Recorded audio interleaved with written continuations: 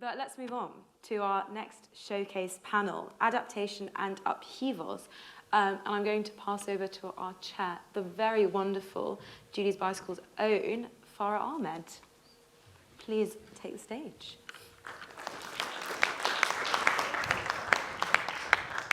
Thank you. This is actually like quite a big stage. Come join me. So bright. This is going to be a really interesting panel because most of our speakers are actually joining us remotely. I should introduce myself first. Hello, I am Farah Ahmed. I am Julie's Bicycle's Climate Justice Lead. For those of you who require visual description, I am a sort of olive-skinned South Asian non-binary person with bleached blonde chin-length hair, and I'm wearing a lot of black. So I'm really excited today to introduce Pravali Vangeti. Please correct me if I say your names wrong. Papa Omotayo and Hannah Entwisle Chapuisat. Have I completely butchered that? I'm so sorry. So this session is about adaptation and upheavals, so how cultural organizations are becoming more resilient to climate impacts, responding to social and physical upheavals. And it's really important before we get into this to really talk about what adaptation means. You know, we have been very slow globally on mitigation. We are at a point where climate impacts are happening and we need to adapt to them. We need to think about how cultural responses don't just talk about carbon reduction, but actually what happens to the people already facing these impacts. And that's why I think it's also really important to have people joining remotely, as well as Anna Santomauro, who's with us, because those of us in this room may not necessarily be feeling those impacts yet. We might not necessarily be called to adapt in this moment exactly as we are, but it is coming, and we have so much to learn from people who are already facing all of these struggles. How it's going to run is everyone will have 5 minutes to introduce themselves a little bit, to talk about their work. We'll get into a discussion. Please feel free throughout the session at any point to send in questions via Slido. So if you go to slido.com and use the hashtag #WeMakeTomorrow, the W, M, and T are all capitalized. And we'll also have a couple of microphones going around for in-person questions throughout the end of the discussion. So, Pravali, I will hand over first to you. Thank you so much. Hello, everybody. Good afternoon to those who are in London, and good morning and good evening to everyone else who's joining us online. I'm tuning in from Paris today. A little introduction about myself. By the way, you said my name perfectly, and it's very rare, so I'm very pleased. I'm Pravali Vangeti. I hail from India. I'm currently based in Paris, as I said. I work on cultural policy communications at the International Federation of Arts Councils and Cultural Agencies. And I was working on heritage education programs recently. But today I'm here to represent my wonderful colleagues at the Climate Heritage Network. For the uninitiated, the Climate Heritage Network is a voluntary network of over 250 organizations, NGOs, government agencies, universities, businesses, museums, and what have you, all of these organizations that have come together to build a climate resilient future through the channel of culture. And Julie's Bicycle is, in fact, one of the proud members of CHN, and their work has been significant in where we've reached with our 3 years of activities. And Alison is, in fact, on the steering committee. So in this network of 250 different organizations, we have immense potential to drive culture-led climate action. We have archaeologists, architects, landscape artists, we have archivists, craft persons, conservators, curators, performing artists, engineers, historians, librarians, and so on. And so this immense diversity of potential and knowledge that we have within our group, they come together towards this common cause because of our firm conviction in the fact that culture is a core climate issue and that climate is a core culture issue. And so, speaking very quickly about adaptation, we've all known for very long that culture and heritage have offered immense potential to contribute to adaptation pathways for communities. And in fact, in the Paris Agreement, cultural heritage was only mentioned in the section of adaptation, saying that we have to look at local, indigenous, traditional knowledge that resides within our communities to look at climate adaptation measures. And yet, there has been such a pervasive failure to include culture systematically and comprehensively in all kinds of climate policies at national and international levels. So, what the Climate Heritage Network is doing is really trying to advocate for that change. And we've come together to just launch our action plan.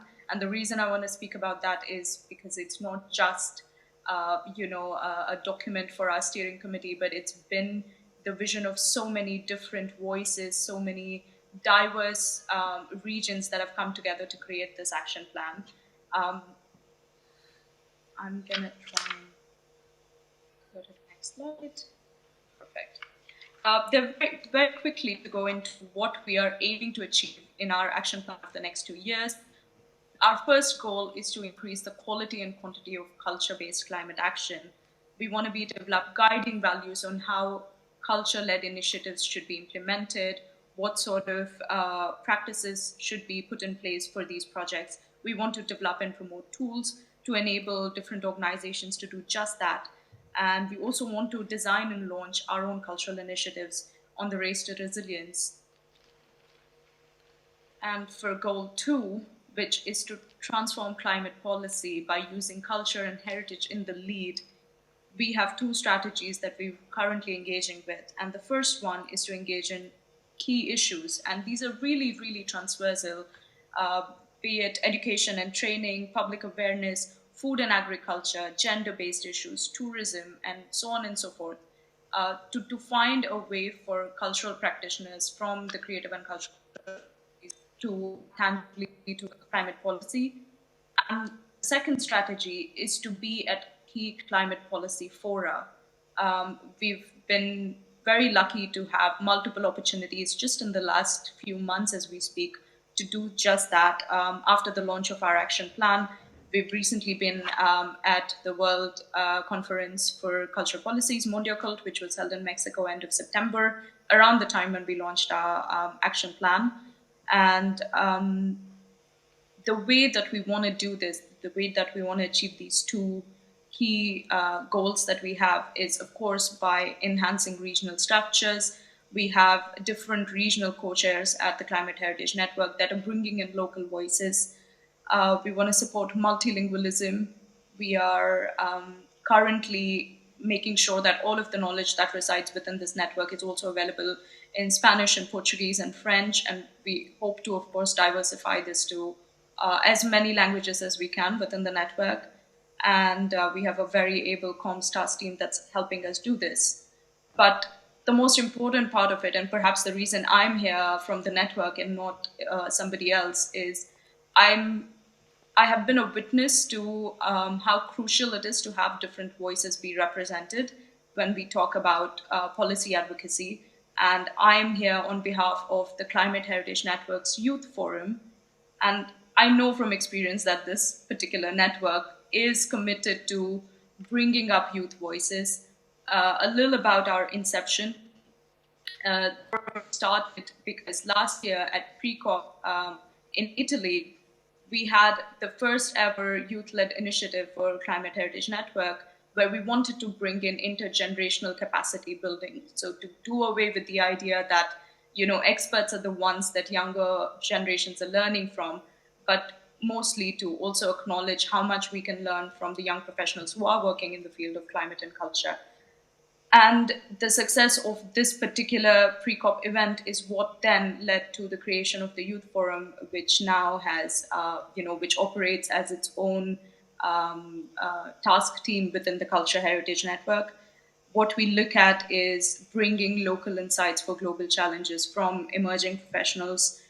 We look at having the voice of young people represented also at these policy fora that I mentioned, it's Mundiocult or COP or pre-COP or the Conference of Youth, anything that's got to do with policies of culture and climate.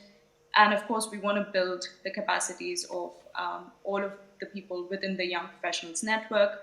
We are currently implementing advocacy trainings for people to know how to approach policymakers, to have their voices heard with tangible, agency. And this is a very brief introduction of the work we've been doing, but what I would like to end with is, oftentimes when we talk about having young professionals work, I hear a lot of inspirational quotes saying young people are the future and they're the ones who are going to make the tomorrow. And one of our regional co-chairs from Europe, she always likes to remind us that no, young professionals are actually the present. So if the present is in the kind of capable hands that I see at the Climate Heritage Network, then I'm pretty sure that we are going to make for a climate resilient tomorrow. Thank you. Thank you so much, Pravali. It's always really amazing to hear about the work of the Climate Heritage Network, and we'll come back to hearing about some of those bits in a moment. Let's now go to an introduction from Papa. Hi, good afternoon. My name is Papa Omotayo. I'm about 5'7". I'm seated at the moment. I'm wearing blue and glasses. I'm from Nigeria, which is sub-Saharan Africa. I'm dark-skinned and I have a beard. It's good to be here. So I'm going to talk a little bit about our organization. We're a sort of design creative incubator that sort of works across architecture, culture, and ecology. And the practice is called MOE plus art architecture. I'm trying to think about how to go next. And our focus is really how we use those three elements, architecture, culture, and ecology, to create more equitable futures. Our work is predominantly based in urban centers in Nigeria, and for the last 15 to 16 years, we've been primarily focused on Southwest Nigeria, around Lagos State, Ogun State, and the periphery. And what we're really trying to do and what we're trying to promote is this sort of intersection between the realities of sub-Saharan Africa in terms of people's lives, the economic status, the social aspect of that in terms of the limitations of infrastructure, welfare systems, public housing systems, and then the concerns of the natural environment, which is quite far down on the list of people's everyday concerns, because fundamentally people are thinking about their day-to-day lives and they're earning more of a daily wage. So the ability to sort of think about your immediate actions in your immediate environment beyond everyday sustenance and functions is very difficult. And there's a huge amount of vibrancy in cities like Lagos. You know, the realities of that is they're quite hard. And one of the things that we have been really trying to establish is within our industry, construction industry specifically, there's huge amounts of waste. There's a huge amount of, because there isn't that much manufacturing that goes on in the country. We have almost 80 to 85% of materials used in the industry being imported. And for us, it's really to establish cost of this non-renewable resources and materiality that is being brought into the country, and how do we investigate and create real opportunities in rethinking about local and indigenous approaches, and how that feeds into a wider social economic opportunities. And I think one of the reasons we tie our work to culture and ecology is the understanding that our approach needs to kind of give people an opportunity to see real ways any thoughts around ecology, climate change, and the environment can actually improve their lives. So, in the last few years, we've really been asking real questions about, this idea of creating sustainability and this approach as a value asset, and how do we focus our approach, or how do we encourage the approach of designers to create a pro-circularity that produces resources. As I've discussed earlier, there's a huge amount of resources that are brought in, and the entire design process in itself is very resource extraction. But is there a way to think about the things we make as an opportunity to create new resources? And two of the programs are developing the Urban Lab and also the Material Lab. So when I mentioned the Urban Lab, things that we've really been working with is how we think about, I guess, the conversation around ecology, conversation around climate change, the environment, and how we can intersect that with the design of public spaces. And we've been investigating with communities and how we can use these public spaces as areas of cultural exchange to build social equity, but also looking at public spaces that have an important aspect of helping the environment. One of the majors we've been experiencing over the last 5 years is huge amounts of flooding during the rainy season. So in this graphic, an abandoned canal that used to help with flooding, relieving flooding, and we're looking at how to sort of create opportunities to reintegrate that into the city, but also sort of extend it into a social space. And one of the other challenges that we've been sort of working against is this mass amount of, I guess, urban deforestation that's been going on, in the need for growth in the city. Obviously, the huge amount of infrastructure that still needs to be built, roads, etc. I'm constantly trying to battle with state governments and local organizations.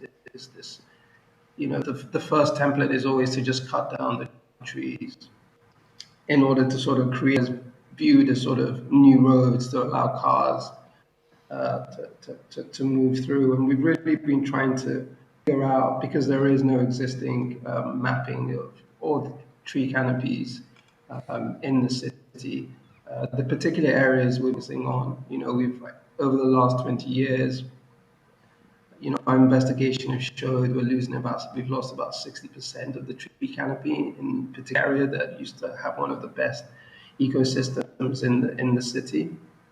I've really been trying to work with government, NGOs, in stopping this kind of insane activity, but also to sort of encourage them to become partners in seeing what trees can actually do with urban and battling climate change, but also sort of creating more livable neighborhoods. And again, it's really this need to sort of intersect these kind of campaigns with people's real lives and the real needs of the city. It grows to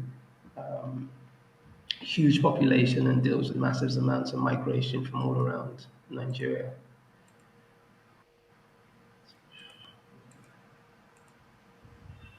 And the other thing we've been doing is to try to establish what we're calling the Material Lab. And again, that is really thinking about local ecology and how we can promote or rather investigate options for materiality and what those local indigenous materials could be and how they can work better with our natural environment to sort of again create new opportunities for economic social mobility in terms of new ways to create jobs by creating new industries. So understanding that this is really important things we need to think about to battle climate change and how this material lab kind of takes us as an opportunity to first of all map our existing resources, but also see where new opportunities can exist. And one of those new opportunities we've been really looking at, sort of a global trend, is how we can see waste as a new real resource. And again, some of those investigations are taking us to various areas where well-known industries like this is existing sawmills and seeing where the waste from the sawmills can now be sort of implemented and new materials can be created, and through those new materials, new jobs can be created. But it's really working hand in hand with communities, but also the government, sort of intersect these into policy. And for us as a design organization, how we can now take these ideas and practicalize them in the products we design, architectures or interventions in public space, as I've spoken about earlier. Papa, I'm so sorry. I have to cut you off because we are running over time and we need to get to the other speakers. No. But we'll come back to some of these ideas. That's pretty much it. Thank you so much. Thank you, Papa. We're going to go to Hannah and then we'll go to Anna. So let's bring Hannah in.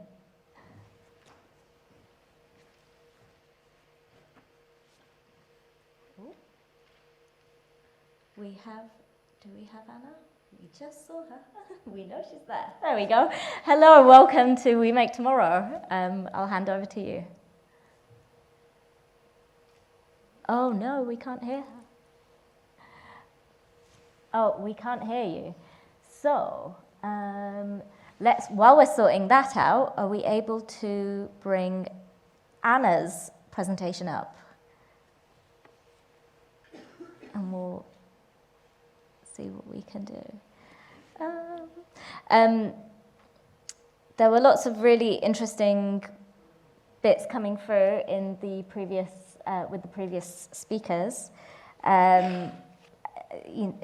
Lots of things about designing public space for cultural exchange. I think the way that we think about culture sometimes can be very passive. And a place that you go to.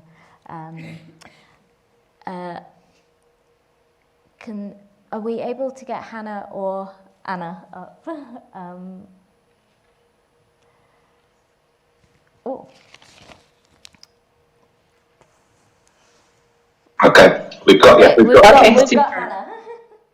Great, thank you. Let's hand over to you and a plea to be brief, please.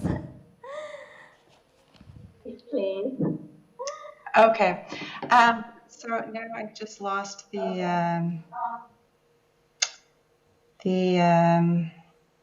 link to change. Okay, I don't know how to change those slides now.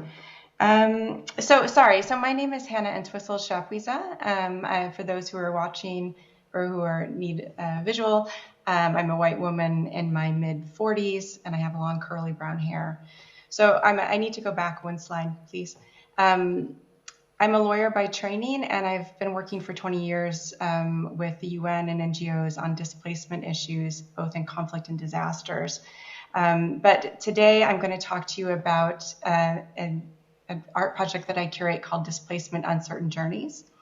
So we know that 25 million people are newly displaced each year by disasters, far exceeding those displaced by conflict.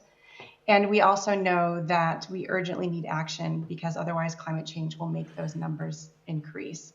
So given this challenge, Displacement Uncertain Journeys is a collaborative art project that works in partnership with artists, states, NGOs, academic institutions, and UN organizations to create opportunities to understand disaster displacement from a visual, experiential, and emotional perspective.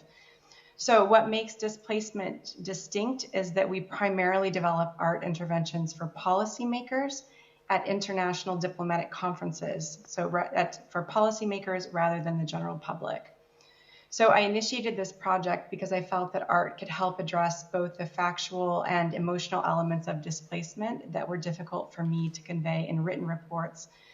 However, I was aware that art was virtually absent from international policy debates, formal policy debates on disaster displacement. So we created the project in 2015 when I was working with the Nansen Initiative as a research officer in partnership with Professor Chris Wainwright at the University of the Arts London. Next slide, please. Our priority is bringing art to the heart of intergovernmental conference spaces, and in particular, exhibiting artworks that directly engage delegates and prompt conversations about disaster displacement. So here we're at the Global Forum on Migration and Development in Marrakesh, where artist Soren Dahlgaard invited delegates to carry his inflatable island as a symbol of all people forced to leave their homes because of climate change. And we also installed Lucy and Jorge Orta's Antarctic Village No Borders in the middle of the conference center. And we had over 1,000 delegates lined up to receive a copy of the Orta's Antarctica World Passport. Next slide, please. At the UN conference, or at the UN Climate Change Conference in Madrid, COP25, we held 4 events inside the Blue Zone in collaboration with the Platform on Disaster Displacement, the Government of France, and COL, which is a French arts organization that addresses environmental issues. We projected art films as part of an official side event organized by the UNFCCC Task Force on Displacement. And we also facilitated direct conversations between artists and policymakers, recognizing that many delegates may not take the time to fully engage with an artwork given their busy schedules. So here you can see the 2019 COL Prize winners, Lena Dobrowolski and Theo Ormanskiping, who had a dedicated 1-hour brainstorming session at the French Pavilion with delegates to discuss how to develop the storyline for their upcoming film, You Never Know, One Day You Too Might Become a Refugee. Next slide, please. Most recently, we exhibited a number of socially engaged artworks and Indonesian artists in particular at the UN Global Platform on Disaster Risk Reduction in Bali. Notably, as part of an official side event, Gustav Harriman Iskander presented the art collective Common Room's work working with indigenous communities on disaster risk reduction in West Java in Indonesia.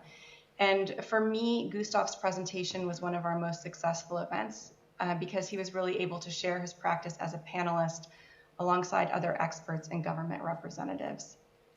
Final slide, please.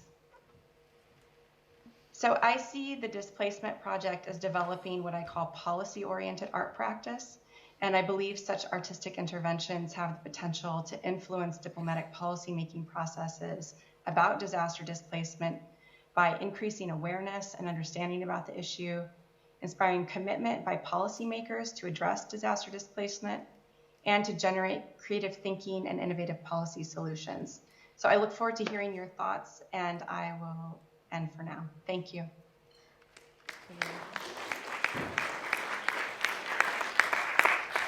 Thank you so much, Hannah. And, really important that we have these conversations when we talk about adaptation, to talk about the people who are displaced, who are, as some countries put their borders up, put their walls up, how do we adapt to this changing world where there's going to be so many climate refugees over the next few decades, as we're already seeing. I'll hand over to Anna. Thank you so much. Thank you, Farah, for the invitation, and thanks to Julie's Bicycle for having me. My name is Anna Santomauro. My pronouns are she, her, and for a visual description of myself, I am a white woman in my late 30s, and I have curly hair, dark hair. I'm wearing a black shirt. I'm curator at Arts Catalyst, and for those of you who are not familiar with the organization, we are a visual arts organization and a charity that was founded in 1994 and that is currently based in Sheffield in South Yorkshire, so up north. Through art and by working with artists, we provoke debate and explore alternative ways of knowing and learning in the face of social and environmental challenges. So as I mentioned, Arts Catalyst is based in South Yorkshire, and most of our work happens in this region, particularly over the past few years. In this region, some key environmental challenges include soil and water contamination and pollution, floods, access to land, and invisible boundaries that exist both in the rural and in the urban landscape and that shape it quite deeply. And finally, among the others, there's issues connected to health, particularly in those regions or those parts of the regions where austerity has caused most damage over the past 15 years. So the challenges that our changing environment faces are at the heart of most of the work that Arts Catalyst does. And I thought in the context of today's short introduction, it is important for me to stress that while we acknowledge the urgency of climate-focused conversations, most of our work happens at the intersection of environmental and societal issues.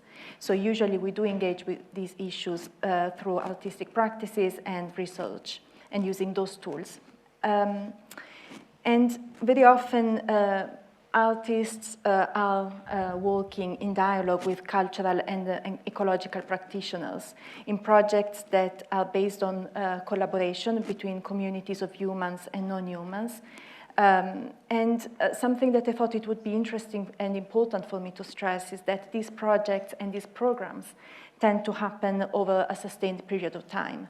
And so the duration and temporality of our work plays a fundamental role in the modes of encounter with and adaptation to the impacts of environmental damage and challenges.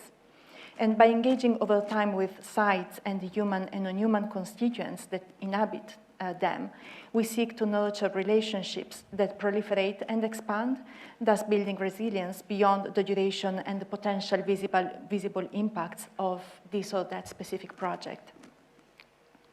Over the past 3 years, Arts Catalyst has shaped the model of an expanded and distributed organization, leaving behind the idea of a monolithic insular organization as part of an attempt to work in symbiosis and interdependence with the context in which we operate, and in particular with third sector organizations that work in the field of mental health and well-being, ecological practices, as well as support for asylum seekers and migrants.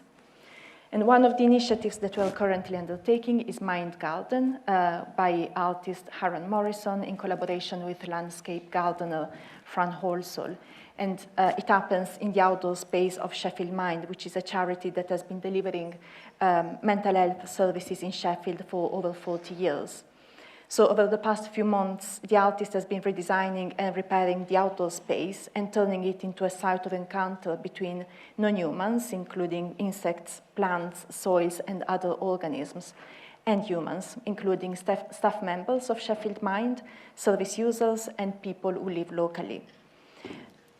This process is often inspired by principles of permaculture, which is one of layering and of preparing the ground, starting from the ecology of relationships existing within and beyond the garden, to then introduce one element after the other, one at a time, in the garden itself. For instance, healthy soil on top of impoverished one, new planters, herbs, seeds, and so on. The garden is currently establishing itself, and it is starting to bring some elements of biodiversity in an area of Sheffield which has very limited access to green spaces, and that it will provide access to herbs with beneficial properties to the Sheffield Mind community and to those who live locally. So I thought it would be interesting to bring this up in the context of this particular talk, because the project reveals this schism between the fast responsiveness that the climate impacts urge us to adopt on the one hand, and the time that is necessary in order to prepare the ground. So thinking about the garden and the soil in the garden as a metaphor. And we believe that as arts organizations of our scale, we can create a space for communities to experience the relationship with environments under conditions that are different from the merely functional, profitable, or even just leisure-based one. And this can happen through sensing, listening, observing closely, before we even start to think about how do we common, how do we steward otherwise those natural resources. So it's very much about healing a broken relationship with our current environments. And yes, I'm happy to close there. Thanks. Great, thank you. So, we are running really behind today on this panel. So, what I'm going to do is I'm going to encourage you all to send in your questions via Slido. And what we're going to do is we're going to gather them all and collect them afterwards and respond to them and send them potentially to the speakers if they're okay with that, so that we can get responses to any of the questions that you have. But I want to ask all of the speakers in 5 seconds each to tell us what you would like to see at COP27 in Egypt this year, which is a question from Vicky, who was supposed to be here today, but unfortunately isn't able to. What message do the speakers have for COP27 about how culture-led approaches to adaptation can build resilience? You've got 5 seconds each. Let's go to Hannah. I would say that I think it should bring artists and as experts to contribute the power of working with the imagination in utopia to imagine new alternatives. Brilliant. That's what we're here to do today, is imagine some alternatives. Pravali. Well, I think true to my mandate at CHN, I would say it would be to bring in the voices of young professionals and to flip the narrative of capacity building and really look at intergenerational learning. Brilliant, beautiful. Do we still have Papa on screen, able to join? Yes, Papa, 5 seconds. What's your message for COP27? Oh, we've lost the sound. Shared still with We've got it. communities that have very limited understanding of the impacts of climate change, how they can benefit from it. Anna. I guess I just want to echo Anna's thoughts and think about having more artists and more people who are doing the work on the ground, sitting around tables with decision makers. Brilliant. A big hand for our speakers who have been really wonderful today. Again, please do send in your questions and try and catch Anna around today. I think you're staying. Yes. I'm so sorry we didn't get to have more of a discussion with the other speakers, but you can find out everything you need to know about them on the program, which you can find on your QR code, and please follow them and get in touch with them because they're all really brilliant.